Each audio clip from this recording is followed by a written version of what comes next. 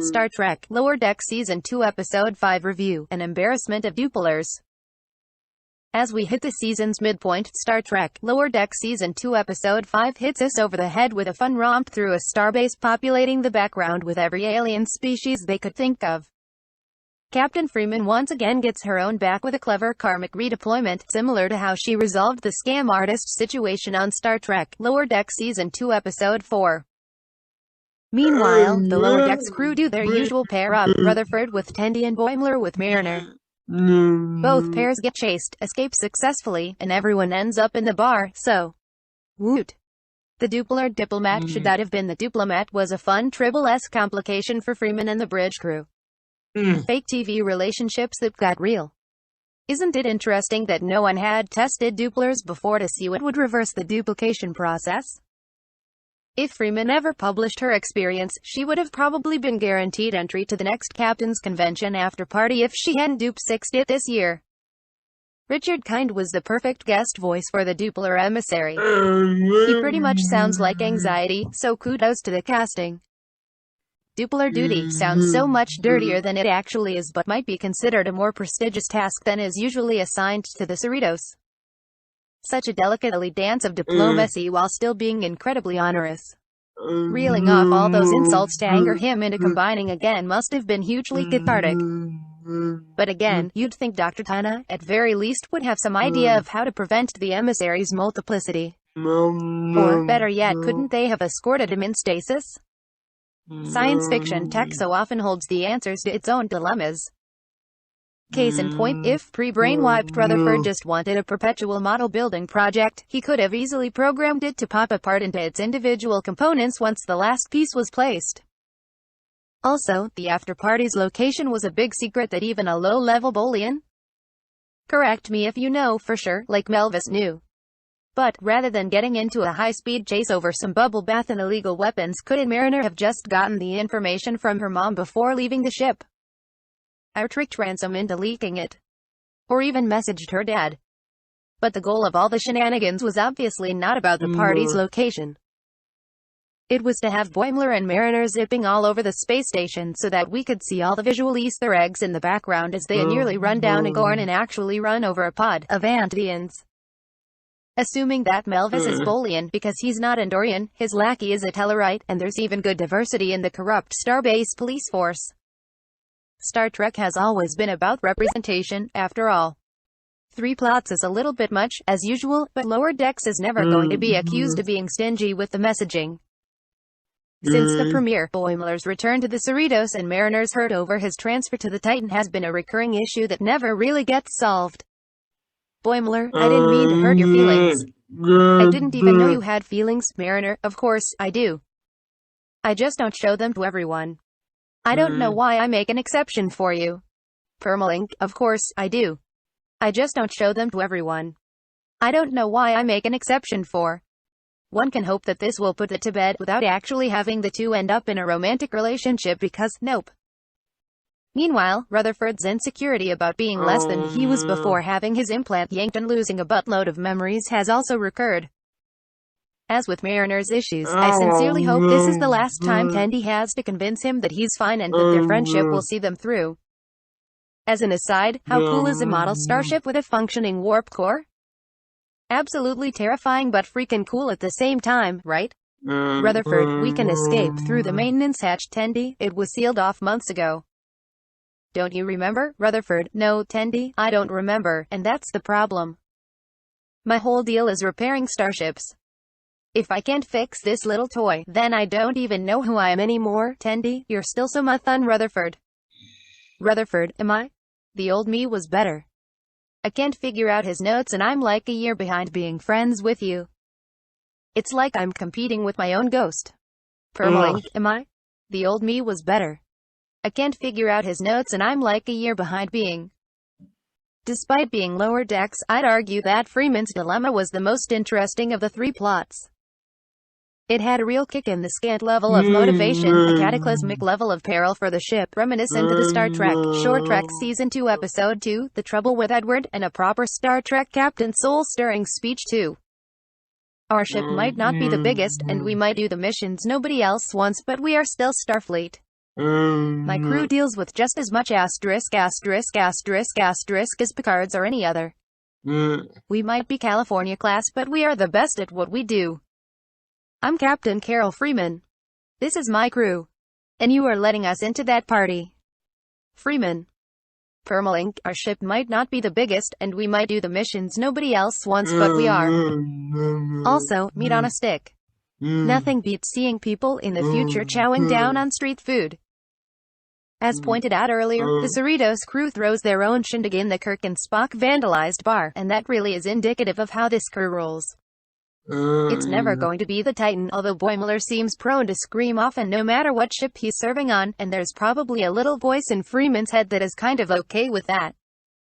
Taking the Cerritos into dangerous exploration or a battle would be like bringing a knife to a gunfight. And not a big, sharp knife.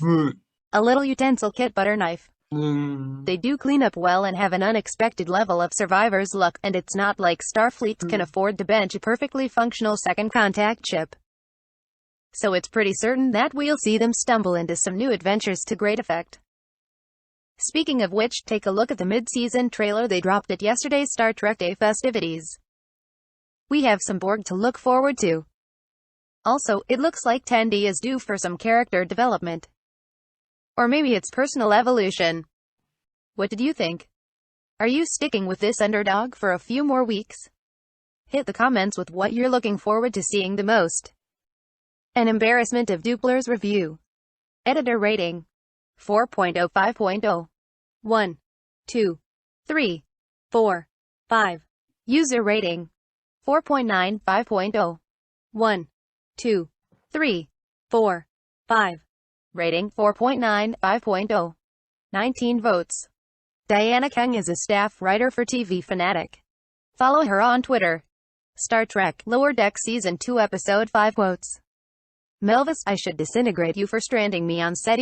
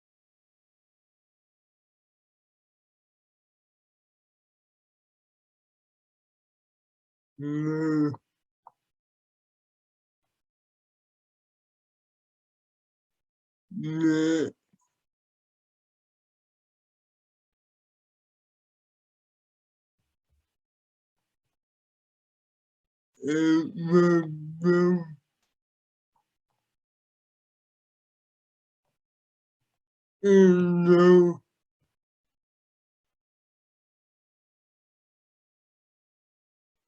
No. No. No.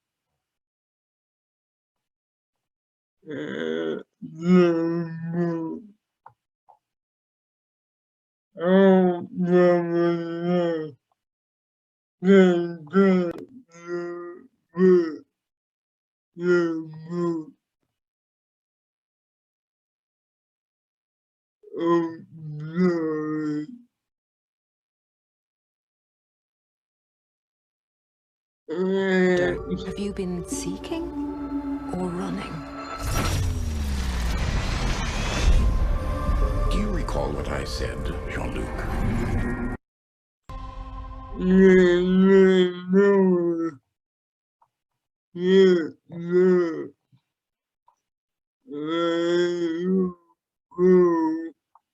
To heal our future, we have to repair the past. I first saw you as a man who chose the stars. But after all this time, I've come to wonder, have you been seeking or running? As a man who chose the stars. We have to repair the past. I first saw you.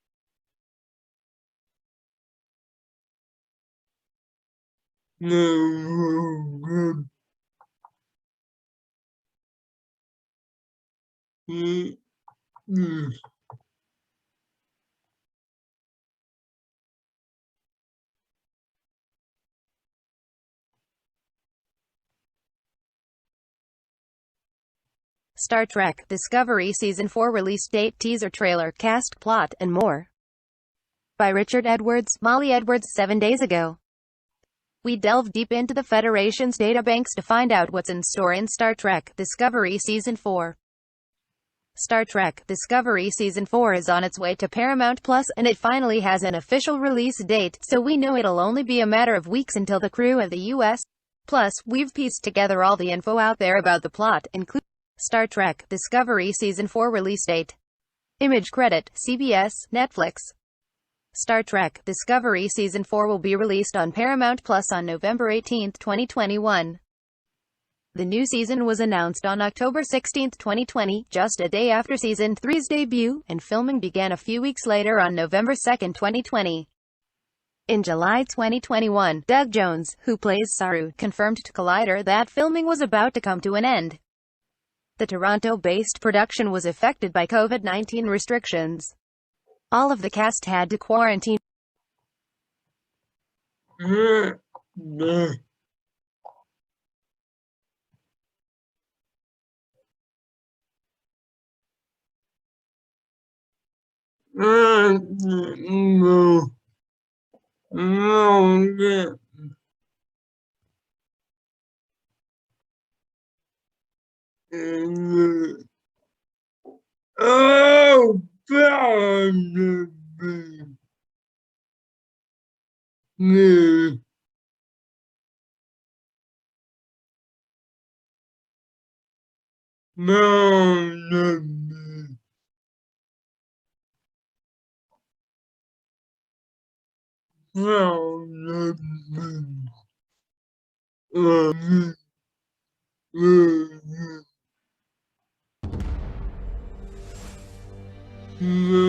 Hi, I'm Anson Mount, and I play Captain Christopher Pine.